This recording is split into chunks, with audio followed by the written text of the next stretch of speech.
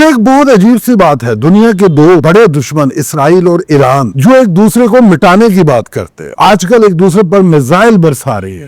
पूरी दुनिया समझती है कि इनकी जो आइडियोलॉजी है वो एक दूसरे के अपोजिट है। लेकिन अगर मैं आपको ये बात बताऊं कि इनकी आइडियोलॉजी का एक पिलर बिल्कुल सेम है। जी हाँ, इसराइल भी किसी का इंतजार कर रहा है और ईरान भी किसी का इंतजार ही कर रहा है। इसराइल मसीहा का इंतजार कर रहा है, जिसको वो मसीहा कहते हैं, मशायाह कहते हैं, और ईरान इमाम मेहदी के ज़हूर का इंतजार कर रहा है, इमाम मुंतज़िर के ज़हूर का, इमाम गायब के ज़हूर का। यानी कि दोनों के ज़हन में एक सेम ही बात है।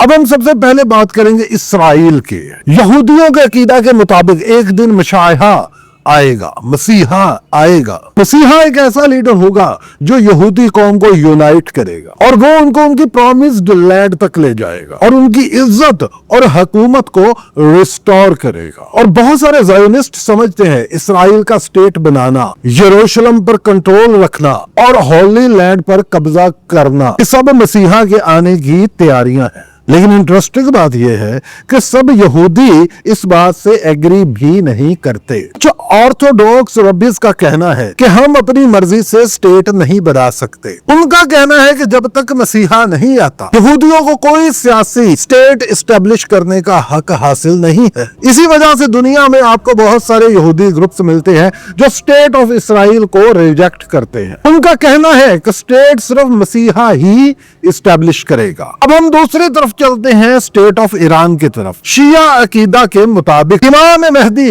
गैबत में है, यानी गायब है, और एक दिन उनका ज़हूर होगा। उनका मिशन होगा जुल्म का खात्मा और इंसाफ का निजाम और मोमिनीन की फतह। और पूरे ईरान के रेवोल्यूशनरी नैरेटिव के अंदर ये कॉन्सेप्ट बहुत स्ट्रॉन्ग है। ईरान की लीडरशिप अक्सर कहती है कि हम इमाम मेहदी के जल्द अज जल्द ज़हूर के लिए ग्राउंड प्रिपेयर कर रहे हैं। लेकिन ईरानी स्कॉलर्स के अंदर भी इख्तलाफ पाया जाता है। कुछ स्कॉलर्स का कहना है कि इमाम मेहदी की ग़ैबत के दौरान कोई भी लीडर इमाम मेहदी की तरह हुकूमत नहीं कर सकता, हम सिर्फ इंतजार कर सकते हैं। यानी यहाँ भी वही डिबेट जो यहूदियों में है, हम रूल करें या सिर्फ वेट करें। अगर आप गौर करें तो दोनों आइडियोलॉजीज के अंदर शॉकिंग सिमिलैरिटीज है। दोनों कम्युनिटीज का बिलीफ है, अकीदा है कि हम मजलूम हैं और हमारा एक डिवाइन लीडर आएगा और वही हमें विक्ट्री और इज्जत दिलाएगा और दुनिया का निजाम बदल जाएगा। इसराइल मसीहा का इंतजार करता है और ईरान इमाम मेहदी का। इसलिए दुनिया जब इसराइल और ईरान को सिर्फ पॉलिटिकल कन्फ्लिक्ट के रूप में देखती है तो वो एक बहुत इंपॉर्टेंट चीज को मिस कर देती है कि ये सिर्फ जियो पॉलिटिक्स नहीं है, ये डीप रिलीजियस नैरेटिव्स का भी कन्फ्लिक्ट है। दोनों तरफ एक ही बिलीफ है कि एक दिन कोई आएगा और सब कुछ बदल जाएगा।